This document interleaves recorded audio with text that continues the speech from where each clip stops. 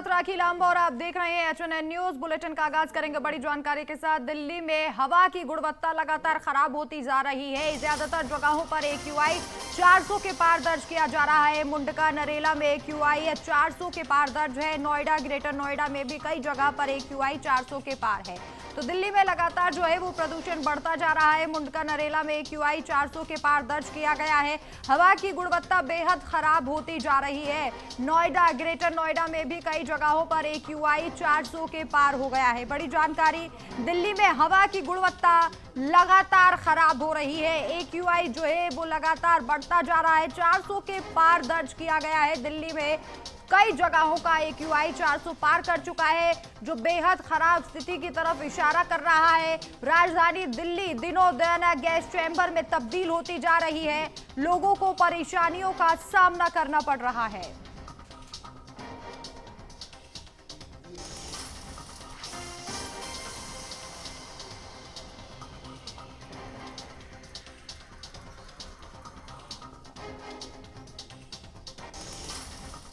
और वहीं दिल्ली NCR में प्रदूषण ने बढ़ाई हैं लोगों की मुश्किलें। बढ़ते प्रदूषण के बाद सख्त हुए हैं गैप 3 के नियम। नोएडा, गाजियाबाद में डीजल ऑटो पर पाबंदी लगा दी गई है। योगी सरकार का यह फैसला था कि अब जो है वो डीजल वाले ऑटो पर पाबंदी लगाई जाए। गैप 3 के नियम और सख्त कर दिए गए हैं। नोएडा, गाजियाबाद में डीजल ऑटो पर पाबंदी जो है वो लगा दी गई है, ताकि जो प्रदूषण है खासकर धूल नियंत्रण के लिए यह कदम उठाया गया है। नोडल अधिकारियों को निर्देश भी दे दिए गए हैं। एक बैठक मुख्यमंत्री के द्वारा आयोजित की गई थी, जिसमें ये खास निर्देश दिए गए कि उत्तर प्रदेश में जो प्रदूषण बढ़ता जा रहा है इसे रोका जाए। चूंकि दिल्ली की हालत बेहद बुरी दिखाई दे रही है, प्रदूषण की मार जो है लोग झेल रहे हैं, त्रस्त हो चुके हैं। और ऐसे में उत्तर प्रदेश के मुख्यमंत्री इस बात का ख्याल रख रहे हैं कि यहाँ यूपी में लोगों को दिक्कतों का सामना ना करना पड़े, और इसीलिए पहले ही जो है वो कदम उठा दिए गए हैं। नोएडा और गाजियाबाद में जो डीजल वाले ऑटो हैं उन पर पाबंदी लगाई जा रही है। अधिकारियों को निर्देश दे दिए गए हैं।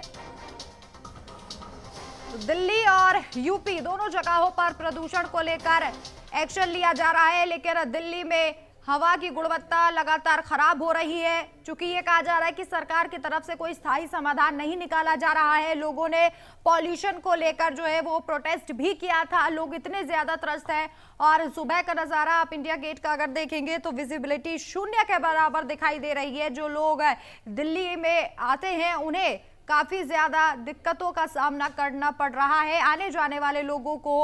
और इसके साथ ही जो ऑफिसेज हैं उन्होंने वर्क फ्रॉम होम भी कर दिया है, और कई स्कूलों की ऑनलाइन क्लासेस भी लगाई जा रही हैं। अधिक जानकारी के लिए दिल्ली पर कि किस तरीके के हालात वहां पर हैं, हमारे संवाददाता जसविंदर हमारे साथ जुड़ चुके हैं। अभी कैसे हालात, क्या जानकारी मिल रही, कैसी तस्वीरें दिल्ली में? आपको बता दें कि दिल्ली के हालात बदतर होते जा रहे हैं। दिल्ली पूरी तरह से गैस चैम्बर बन चुकी है। आपको इस समय के भी हालात बता दें, 9 बज चुके हैं, फिर भी आसमान के अंदर आप देखो पूरी तरह से धुंध छाई हुई है। ये पोल्यूशन है। जो धुंध सर्दियों में आती थी वो नहीं है, ये पूरी तरह से पोल्यूशन है। और दिल्ली पूरी तरह से गैस चैम्बर बन चुकी है। सरकार तमाम कोशिश कर रही है कि इस पोल्यूशन को रोका जाए, पर आपको बता दें कि सारी कोशिशें नाकाम हो रही है। कोई ठोस कदम जो दिल्ली सरकार को उठाना चाहिए वो नहीं उठा रही है। सिर्फ पानी का छिड़काव यहाँ पर किया जा रहा है। डीजल के वाहन बंद कर दिए गए हैं। लेकिन आपको बता दें कि दिल्ली जो है पूरी तरह से गैस चैम्बर बन चुकी है। छोटे बच्चों की जो क्लासेस है ऑनलाइन कर दी गई है। बाकी दिल्ली सरकार को चाहिए कोई ठोस कदम यहाँ पर उठाया जाए, क्योंकि दिल्ली पूरी तरह से गैस चैम्बर बन चुकी है। जो सीनियर सिटीजन है, बच्चे हैं, उनका तो घर से निकलना ही दुर्भर हो चुका है। और हेल्थ डिपार्टमेंट की तरफ से भी एडवाइजरी जारी की गई है कि चेहरे पर मास्क लगाए बिना घर से बाहर ना निकले, क्योंकि दिल्ली के हालात इस समय उस हालात से भी बदतर हैं जो लॉकडाउन की तरह हो रखे थे। दिल्ली को इस समय यही समय है जो लॉकडाउन कर देना चाहिए। जसविंदर, अभी कौन कौन से दिल्ली में ऐसे इलाके हैं जिनका AQI 400 से पार दर्ज किया जा रहा है, जहाँ की स्थिति बेहद खराब है? जी, आपको बता दें, वजीरपुर हो गया, जहांगीरपुरी, आदर्श नगर, रोहनी, बमाना, ये तमाम इलाके ऐसे जो बॉर्डर के नजदीक लगते हैं, ये पूरी तरह से पोल्यूशन के अंदर गिरफ्तार हो चुके हैं। आपको बता दें पूरी तरह से यहाँ पर जो गैस है पूरी तरह से छा चुकी है। लोगों को सांस लेने में और आंखों में जलन की शिकायत दिन ब दिन बढ़ती जा रही है। जी। लेकिन जसविंदर, अभी हालातों को देखते हुए क्या सरकार को कोई स्थायी समाधान नहीं खोजना चाहिए? क्योंकि लोग पॉल्यूशन को लेकर प्रोटेस्ट भी कर चुके हैं, क्योंकि हर साल यही स्थिति होती है, लोग परेशान होते हैं, गैस चैम्बर बनने की खबरें दिल्ली की आती रहती हैं। जी, आपको बता दें, दिल्ली सरकार को इसके ऊपर कोई ठोस कदम उठाना चाहिए, क्योंकि ये हर साल का कार्य हो गया। हर साल दिल्ली के अंदर ऐसे ही हालात बनते हैं, लेकिन कोई भी सरकार या जो आई जो गई और जो अब इस समय सरकार है, इसका भी चाहिए कि इस समय में ठोस कदम कुछ उठाया जाए, लेकिन कोई भी ठोस कदम किसी भी सरकार ने आज तक नहीं उठाया।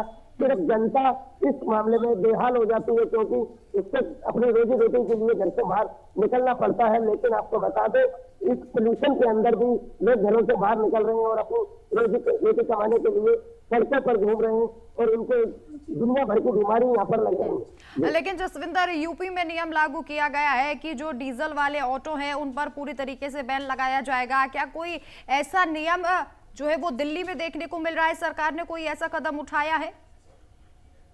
जी, आपको बता दें कि यूपी में भी बीजेपी सरकार है, दिल्ली में भी बीजेपी सरकार है, हरियाणा में भी बीजेपी सरकार है।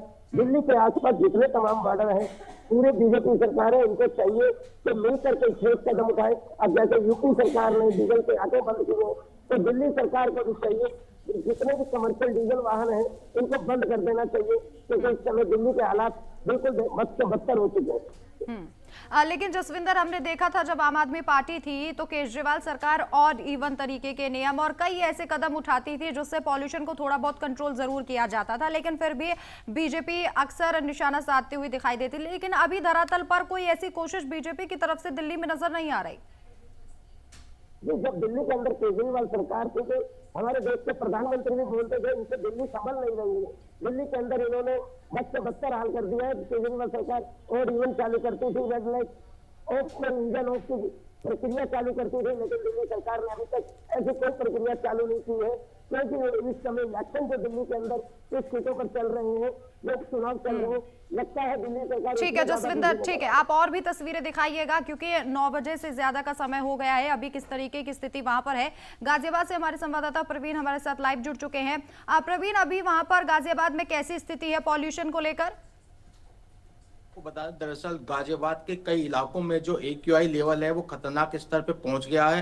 350 से ऊपर ये लेवल पहुंच चुका है, जो कि लोगों की सेहत पे काफी असर पड़ रहा है और वो नुकसानदेह हो रहा है, जिसको लेकर जिलाधिकारी गाजियाबाद भी सख्त कदम उठा रहे हैं। और दिल्ली NCR में ग्रेड 3 लागू होने के बाद स्कूलों को भी हाइब्रिड मोड पे रख दिया गया है, जो कक्षा 1 से लेकर 5वीं तक के सभी बच्चों को ऑनलाइन क्लासेस दी जा रही हैं ताकि इस पोल्यूशन से बचा सके। लेकिन प्रशासन के जितने प्रयास किए जा रहे हैं वो काफी जो है सफल नहीं हो पा रहे हैं और लगातार गाजियाबाद के कई इलाकों में 350 और 400 से ऊपर ये प्रदूषण की जो लेवल है वो पार हो चुका है, जिससे कि अस्पतालों में भी लोगों को जो है भीड़ देखी जा सकती है, क्योंकि जो पॉल्यूशन अधिकतर जो लोगों की सेहत पर जो असर डालता है, खासकर जो कि बुजुर्ग और बच्चे होते हैं उनकी सेहत पर इस पॉल्यूशन का प्रभाव पड़ता है, क्योंकि ये पॉल्यूशन जो है इनके कण धूल में हवा में मिलकर लोगों के गले में और जो है सांस की दिक्कत पैदा करते हैं। जो पॉल्यूशन इस समय दिन पर दिन बढ़ता जा रहा है, इससे लोगों की सेहत पर काफी प्रभाव पड़ रहा है। आपको बता दें, दिवाली का 1 महीने बीत जाने के बाद भी सरकार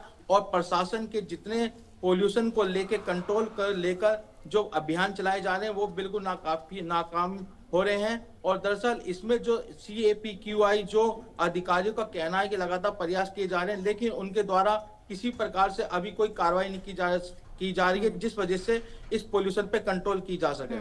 प्रवीण, देखिए, यूपी सरकार ने फैसला लिया है कि गाजियाबाद और नोएडा में डीजल वाले ऑटो जो है वो पूरी तरीके से बैन कर दिए जाएंगे। इस कदम को लेकर क्या तैयारियां की गई हैं और कब से ये नियम जो है वो लागू हो जाएगा?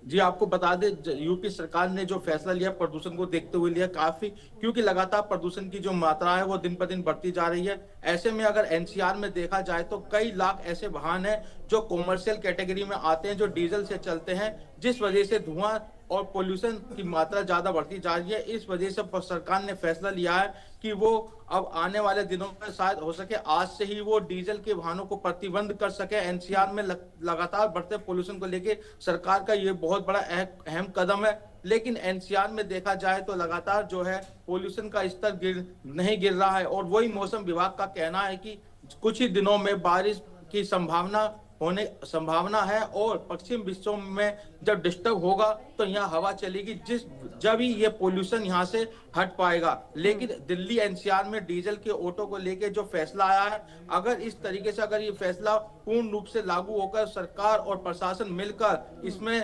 कोऑर्डिनेशन बैठाता है तो हो सकता है कि आने वाले कुछ दिनों में जो है पोल्यूशन का स्तर कम हो जाएगा। जी देखिए प्रवीण, सरकार ने अच्छा फैसला लिया है, लेकिन इससे जो ऑटो चालक है उनकी आजीविका पर भी असर पड़ेगा। इसके लिए क्या कोई अलग से प्लान कोई तैयार किया गया है?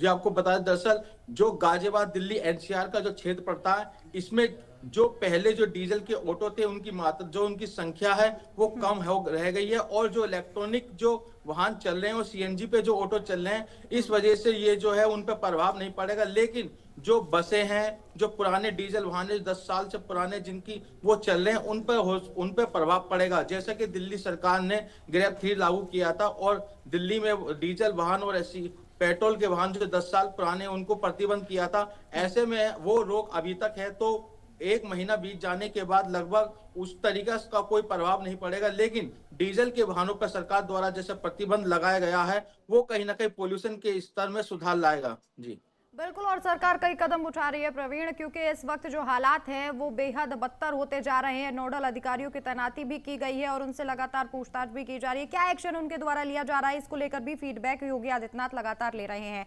स्कूलों की मैं बात कर लूँ तो क्या ऑनलाइन क्लासेस की तैयारी भी की जा रही है उत्तर प्रदेश में, और वर्क फ्रॉम होम को लेकर भी कोई आदेश अभी तक?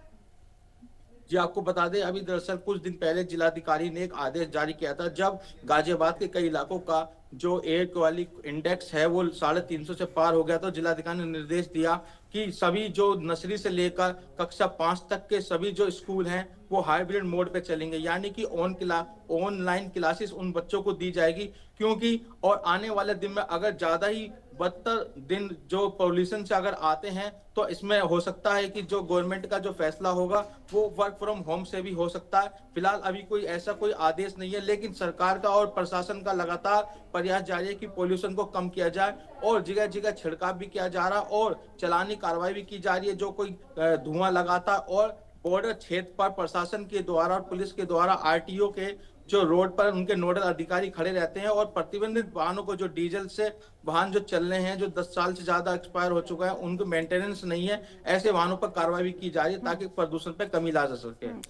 ये देखिए प्रवीण, ये कहा जाता है कि देखिए अगर बारिश होगी तो उसके बाद पॉल्यूशन जो है वो कम होगा। मौसम विभाग के द्वारा क्या जानकारी दी गई है कि कब तक बारिश होगी? मौसम विभाग का जो अनुमान लगाया है कि आने वाले 10 से 12 दिन में पश्चिम विक्षोभ यानी कि पहाड़ी क्षेत्रों पर, बर्फीले क्षेत्रों पर, पहाड़ी क्षेत्रों पर जब मौसम में डिस्टर्ब होगा तो वहां से ठंडी हवाएं चलेंगी, और हवाएं जिसकी जो स्पीड कम औसतन 50 से 60 किलोमीटर प्रति घंटा की होगी, तो ये पोल्यूशन छट जाएगा। हालांकि ये ऐसा नहीं है कि पहली बार पोल्यूशन से दिल्ली एनसीआर में ये दिक्कत आई है, ये हर साल जो होता है, लेकिन इस बार जो है मौसम में डिस्टरबेंस में कमी आ रही है, जिस वजह से जो हवाएं नहीं चल रही है और मौसम में नमी है। जब ये नमी हटेगी तो उसके बाद हवाएं चलेंगी, हवा चलने के बाद ये पोल्यूशन जो है वहां से हट जाएगा, और जब ही कहीं एनसीआर के दिल्ली एनसीआर के लोगों को राहत मिल पाएगी। जी चलिए, बहुत बहुत शुक्रिया तमाम जानकारी के लिए। जसविंदर हमारे साथ जुड़े थे दिल्ली से, उनका भी बहुत बहुत शुक्रिया। चलिए यहाँ रुकेंगे एक छोटे से ब्रेक के लिए, जल्द वापस लौटेंगे।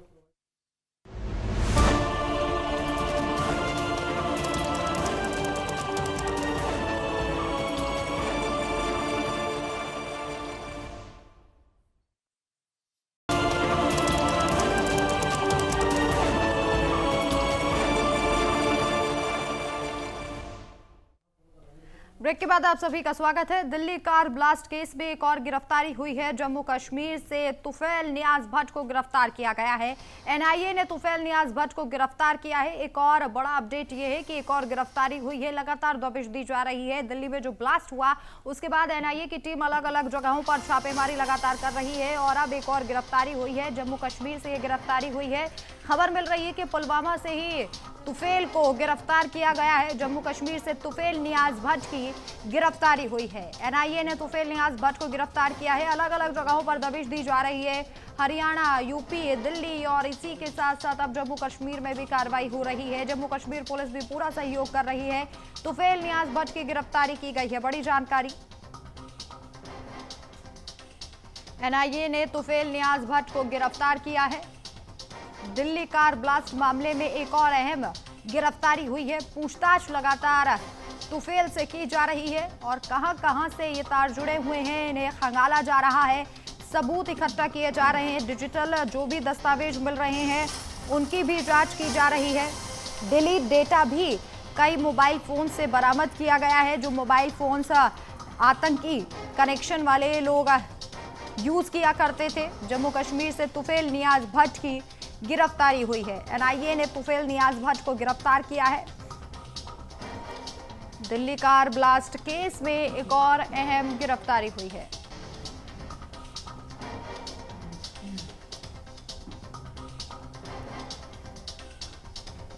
एनआईए ने तुफेल नियाज भट्ट को गिरफ्तार किया है।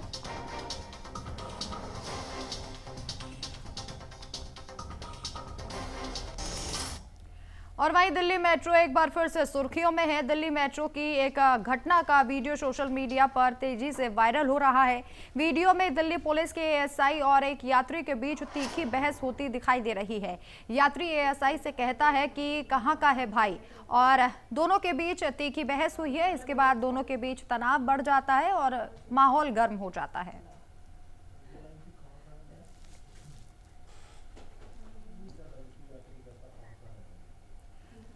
तो एएसआई और मेट्रो में यात्री के बीच तीखी बहस हुई है। सोशल मीडिया पर यह वीडियो जमकर वायरल हो रहा है और दोनों के बीच शायद गेट से निकलने को लेकर यह बहस शुरू हुई थी और किसी ने इसका वीडियो बना लिया। अब सोशल मीडिया पर यह वीडियो जमकर वायरल हो रहा है जिसमें अभद्र भाषा का प्रयोग करते हुए दिखाई दे रहे हैं और दोनों के बीच तीखी नोक-झोंक हमें बता रहे हैं जी। आप कैसे कह रहे हो, छोड़ के कैसे खड़ा है? अरे तो और भी क्यों ना कान पे मारो, मारो सर, मारो कान पे, मारो ना, बोलो अब बोलो। क्यों कर ले पन्नी तरफ क्या? चलिए यहाँ रुकेंगे छोटे से ब्रेक के लिए, जल्द वापस लौटेंगे।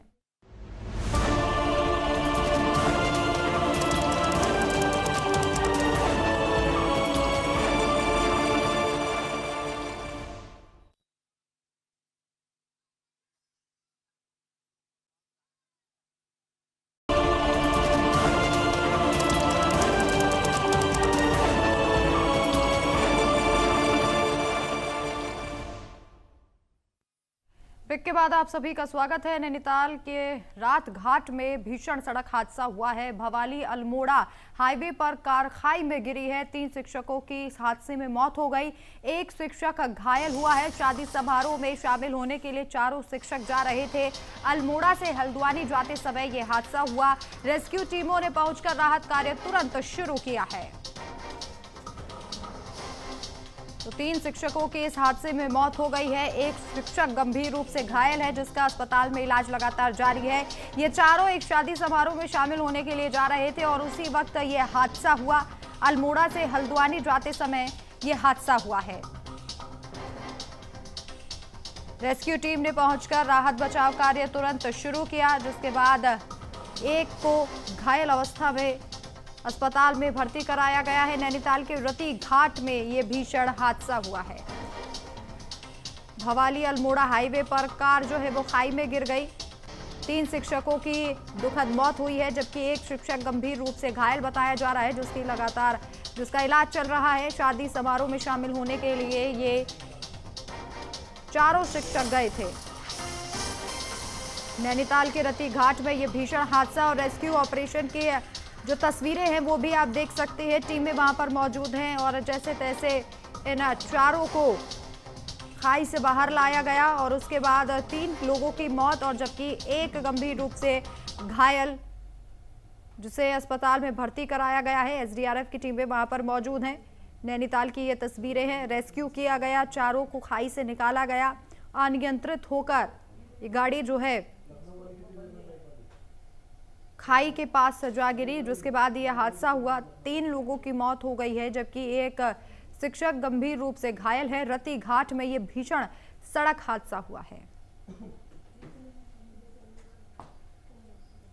सुनील हमारे संवाददाता अधिक जानकारी के लिए। सुनील, कब की ये घटना है, क्या जानकारी है? रात 9-9:30 बजे की तकरीबन ये घटना है। इस घटना में हाँ। जो 4 शिक्षक थे वो अपनी एसयूवी में अल्मोड़ा से हल्द्वानी की तरफ को आ रहे थे। एक शादी समारोह में इन्हें शिरकत करनी थी, जिसको लेके आ रहे थे और अचानक इनकी गाड़ी अनियंत्रित हुई और राती घाट से 3 किलोमीटर पहले ये गाड़ी खाई में जा गिरी और सिपरा नदी में जाके गिरी, जिससे 2 व्यक्ति की तो मौके पर मौत हो गई थी और उसके बाद बमुश्किल 2 लोगों को निकाला गया। निकालने के बाद रेस्क्यू प्राथमिक उपचार केंद्र भेजा गया, जहां एक व्यक्ति की और मौत हो गई। वहां मनोज कुमार गंभीर रूप से घायल थे तो उन्हें हायर सेंटर रेफर कर दिए गए। जी बोलिए। क्या परिजनों को सूचित कर दिया गया है और क्या कारण रहा? क्या कार अनियंत्रित होकर गिरी है या फिर तेज गति के चलते ये हादसा हुआ? इसके बाद जो रातिकापल्ली रोड की जो हालत है आपदा के बाद, तो वो थोड़ा सा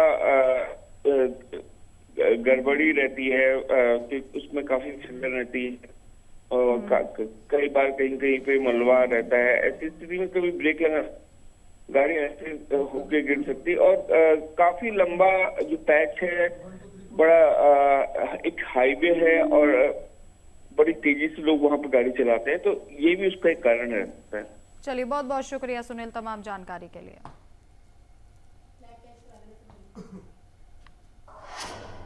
और अब लखनऊ से जानकारी है। दिव्य गीता प्रेरणा उत्सव का आयोजन होगा। संघ प्रमुख मोहन भागवत शामिल होंगे। सीएम योगी आदित्यनाथ कार्यक्रम में मौजूद रहेंगे। रक्षा मंत्री राजनाथ सिंह भी कार्यक्रम में शिरकत करेंगे। दोपहर करीब 1 बजे जनेश्वर मिश्र पार्क में ये उत्सव मनाया जाएगा। संघ प्रमुख मोहन भागवत इस कार्यक्रम में शामिल होंगे। सीएम योगी आदित्यनाथ इस कार्यक्रम में मौजूद रहेंगे। तैयारियां कर ली गई है। लखनऊ में दिव्य गीता प्रेरणा उत्सव का आयोजन किया जा रहा है। रक्षा मंत्री राजनाथ सिंह भी इस कार्यक्रम में शिरकत करेंगे। बड़ा ही भव्य कार्यक्रम होने वाला है। तैयारियां लगातार की जा रही थी। लखनऊ से ये जानकारी है। दिव्य गीता प्रेरणा उत्सव का आयोजन किया जा रहा है। मोहन भागवत, संघ प्रमुख मोहन भागवत इस कार्यक्रम में शामिल होंगे। मुख्यमंत्री योगी आदित्यनाथ इस कार्यक्रम में मौजूद रहेंगे। हिंदुत्व के खास चेहरे इस कार्यक्रम में मौजूद दिखाई देंगे और रक्षा मंत्री राजनाथ सिंह भी इस कार्यक्रम में शिरकत करेंगे। दोपहर करीब 1 बजे जनेश्वर मिश्रा पार्क में ये उत्सव मनाया जाएगा। लखनऊ से ये जानकारी है। दिव्य गीता प्रेरणा उत्सव का आयोजन जो है वो किया जा रहा है। संघ प्रमुख मोहन भागवत इस कार्यक्रम में शामिल होंगे। दोपहर करीब 1 बजे का वक्त बताया जा रहा है जब ये उत्सव जो है मनाया जाएगा।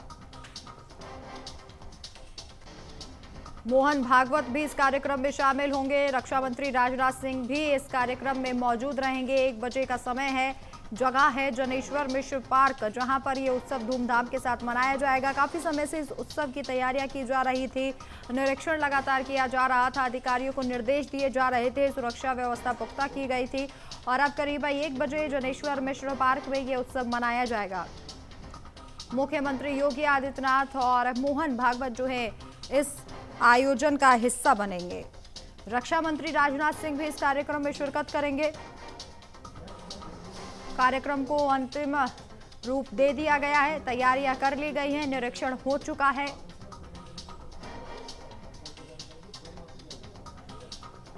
संघ प्रमुख मोहन भागवत जो है शामिल होंगे। सीएम योगी आदित्यनाथ कार्यक्रम में मौजूद रहेंगे।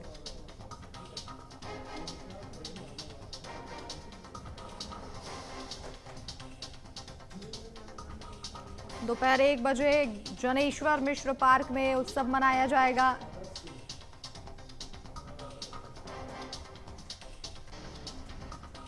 लखनऊ से यह जानकारी है। संघ प्रमुख मोहन भागवत भी शामिल होंगे। बीजेपी के प्रमुख हिंदुत्व चेहरे जिन्हें कहा जाता है वो योगी आदित्यनाथ हैं और ये भी कार्यक्रम में मौजूद रहेंगे। भव्य तस्वीर निकलकर सामने आएगी। सभी सुरक्षा के इंतजाम पहले ही कर लिए गए थे। अधिकारियों को निर्देश दे दिए गए थे। रक्षा मंत्री भी पहुंच रहे हैं और इसीलिए ये और ज्यादा महत्वपूर्ण उत्सव हो जाता है, क्योंकि रक्षा मंत्री मोहन भागवत और सीएम योगी आदित्यनाथ एक ही मंच पर एक साथ दिखाई देंगे। करीब 1 बजे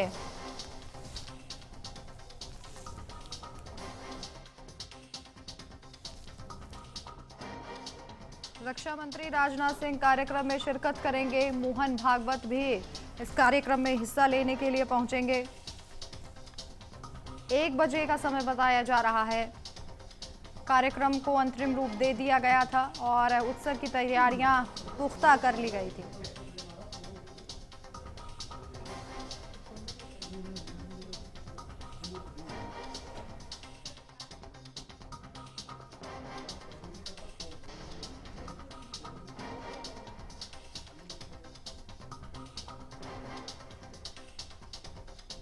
आदर्श कुमार हमारे संवाददाता अधिक जानकारी के लिए। आदर्श, क्या जानकारी मिल पा रही है? दिव्य गीता प्रेरणा उत्सव कब से शुरू हो जाएगा ये?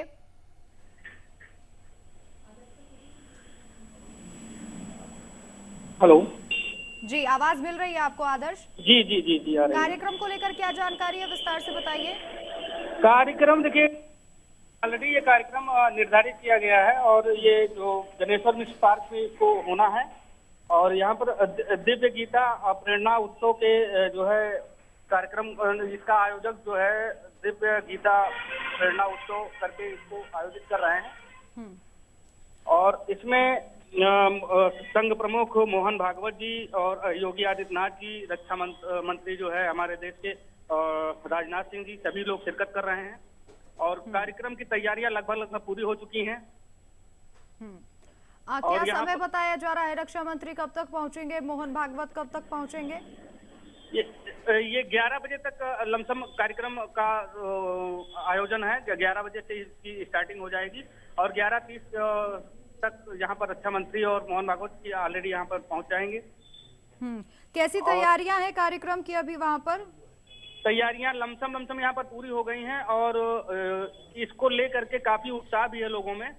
और चूंकि ये एक धार्मिक प्रोग्राम है, ये जिसको लेकर के देश के तमाम आम वर्गों में और आम लोगों में इसका एक बड़ा संदेश जाने वाला है। क्योंकि गीता और भागवत चूंकि धार्मिक देश से जुड़े होने के नाते हिंदुत्व पे इसका काफी खासा प्रभाव पड़ रहा है। इस उत्सव का मुख्य उद्देश्य क्या है, ये भी हमारे दर्शकों को विस्तार से जानकारी दीजिए।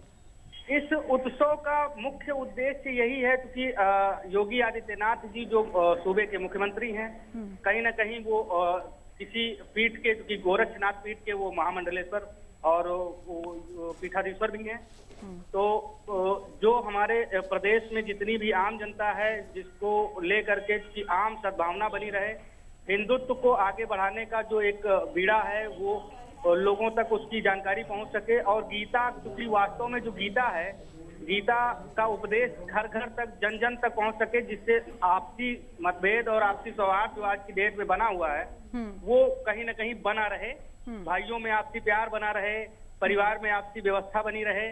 इसको लेकर के चूंकि गीता का पाठ घर घर तक पहुंचे, गीता का ज्ञान और गीता के श्लोक घर घर तक गूंजे, ये मेन उद्देश्य इस प्रोग्राम का है। जी देखिए, 3 हिंदुत्व चेहरे योगी आदित्यनाथ, राजनाथ सिंह और मोहन भागवत जब एक ही मंच पर होंगे तो एक बड़ा संदेश जो है वो सभी को मिलेगा। जी बिल्कुल, कहीं ना कहीं क्योंकि हिंदुत्व को लेकर के जो काम हो रहा है उसको एकजुट करने के लिए, और गीता का जो, क्योंकि गीता का जिस तरीके से उपदेश की बात की जा रही है कि 10वां अध्याय गीता का जो वास्तव में मार्मिक है, इसको लोगों को सुनना चाहिए, क्योंकि हमारे दर्शक भी इस चीज को देख रहे हैं और समझ रहे हैं, क्योंकि ये आज एक अलग और अलौकिक कार्यक्रम होने जा रहा है।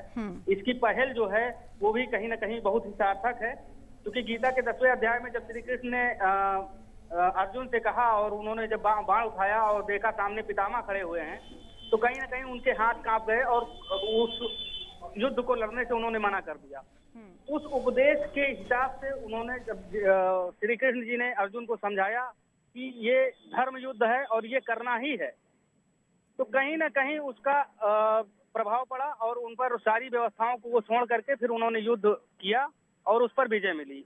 तो एक जो कहावत है, क्योंकि भगवान श्री कृष्ण ने कि बगैर लड़े उन्होंने उस युद्ध को जिता दिया, तो ये जो 3 चेहरे जो हिंदुत्व के इकट्ठे हो रहे हैं, कहीं ना कहीं ये योगी जी को श्री कृष्ण ही मान लिया जाए, क्योंकि वो उपदेश देने के लिए जो मोहन भागवत जी वहां पर आ रहे हैं, वो भी हिंदुत्व का एक बड़ा चेहरा है और कहीं ना कहीं नेशनल लेवल पे ये चीजें जा रही हैं और आपसी मतभेद इससे कहीं ना कहीं खत्म होंगे और लोगों के अंदर जो जुड़ाव और लगाव और धर्म के प्रति जो लगाव और गीता के श्लोकों के प्रति जो लगाव है वो भी कहीं ना कहीं सार्थक होगा। जी चलिए, बहुत बहुत शुक्रिया आदर्श तमाम जानकारी के लिए आपका। चलिए, यहाँ रुकेंगे छोटे से ब्रेक के लिए, जल्द वापस लौटेंगे।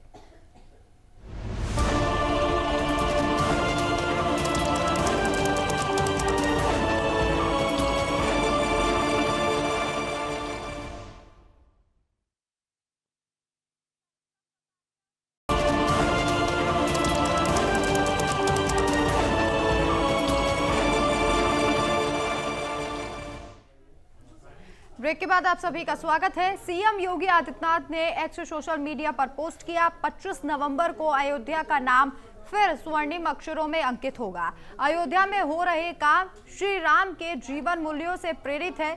मेरी कामना धर्म ध्वजा के पुनर्स्थापना से नया युग आरंभ हो।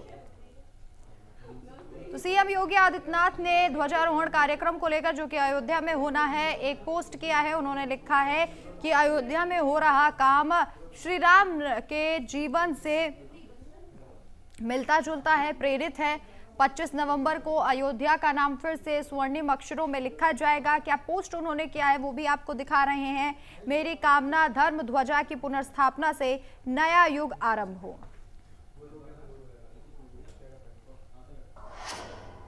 और वहीं अयोध्या नगरी एक बार फिर से राममय हो गई है और अवध में उत्सव की तैयारियां जोरों शोरों से चल रही हैं। दरअसल इस बार मौका है श्री राम जन्मभूमि मंदिर में होने वाले भव्य ध्वजारोहण समारोह का। 25 नवंबर को प्रधानमंत्री नरेंद्र मोदी अयोध्या आएंगे। पीएम के आगमन को देखते हुए पूरी रामनगरी में विशेष आयोजन किए जा रहे हैं और इसी कड़ी में संस्कृति विभाग 24 और 25 नवंबर को 2 दिवसीय भव्य सांस्कृतिक उत्सव का आयोजन करेगा। इस उत्सव में देश के विभिन्न हिस्सों से आए करीब 500 कलाकार अपनी सांस्कृतिक प्रस्तुतियों से मेहमानों का स्वागत करेंगे और वहीं समारोह से पहले अयोध्या नगरी दुल्हन की तरह सज गई है। तो अयोध्या में उत्सव की तैयारियां तेज है। राम मंदिर परिसर में विशेष सजावट जो है वो की गई है। सुरक्षा व्यवस्था के लिए अतिरिक्त पुलिस बल की तैनाती की गई है। चप्पे चप्पे पर पुलिस की पैनी नजर बनी हुई है। और इसी के साथ साथ जानकारी दे दें कि प्रमुख मार्गों पर सफाई और लाइटनिंग का काम जो है वो तेज कर दिया गया है।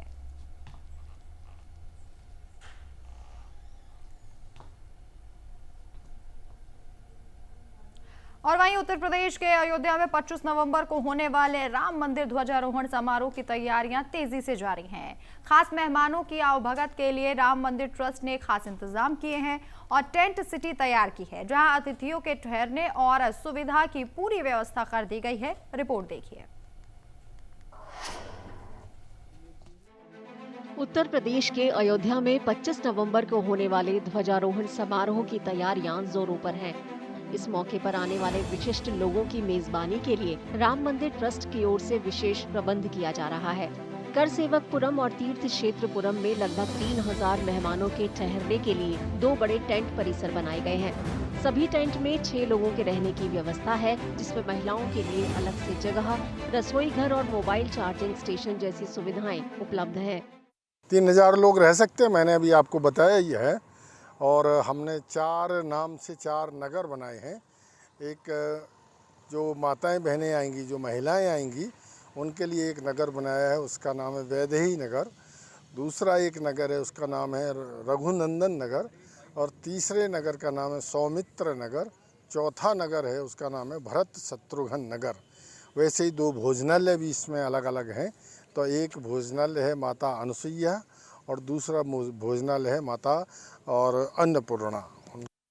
इसके अलावा ध्वजारोहण समारोह से पहले अयोध्या में सुरक्षा कड़ी कर दी गई है और पुलिस हाई अलर्ट पर है। सभी प्रवेश द्वारों पर कड़ी निगरानी रखी जा रही है।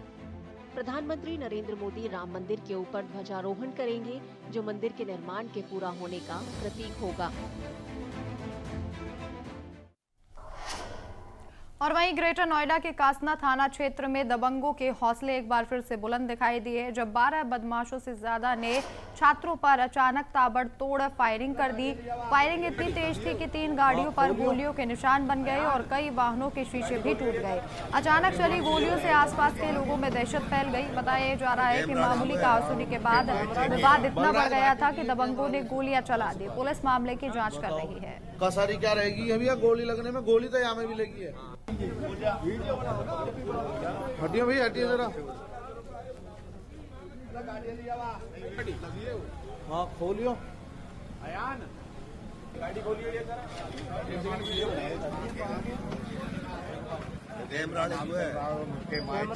बलराज भाटी जी है कैमरा वाले से। ग्रेटर नोएडा की ये तस्वीरें हैं जहां पर दबंगों के हौसले लगातार बुलंद देखे जा रहे हैं। गाड़ी पर फायरिंग की गई। आधा दर्जन से ज्यादा दबंगों ने छात्रों पर ताबड़तोड़ फायरिंग की और गाड़ी के शीशे जो है वो पूरी तरीके से क्षतिग्रस्त हो चुके हैं। और इसी के साथ साथ फिलहाल पुलिस को सूचना दे दी गई है, मामले की जांच में जुटी हुई है। अज्ञात बदमाशों को तलाशने के लिए पुलिस लगातार दबिश भी देती हुई नजर आ रही है। दबंगों ने छात्रों पर ताबड़तोड़ फायरिंग की है। लगने में गोली तो यहाँ में भी लगी है। और गाड़ी की हालत को देखकर अंदाजा लगाया जा सकता है कि फायरिंग, कई राउंड फायरिंग यहाँ पर हुई है। खोलियो। फिलहाल पुलिस जो है वो आगे की कार्रवाई लगातार कर रही है। नोएडा की ये तस्वीरें हैं। ग्रेटर नोएडा में दबंगों ने इस गाड़ी पर ताबड़तोड़ फायरिंग की, जिसके बाद इलाके में दहशत फैल गई। लगने में गोली तो यहाँ में भी लगी है। हटिए भाई, हटिए जरा। फिलहाल इस खास बुलेटिन में इतना ही, लेकिन आप देखते रहिए HNN न्यूज। नमस्कार।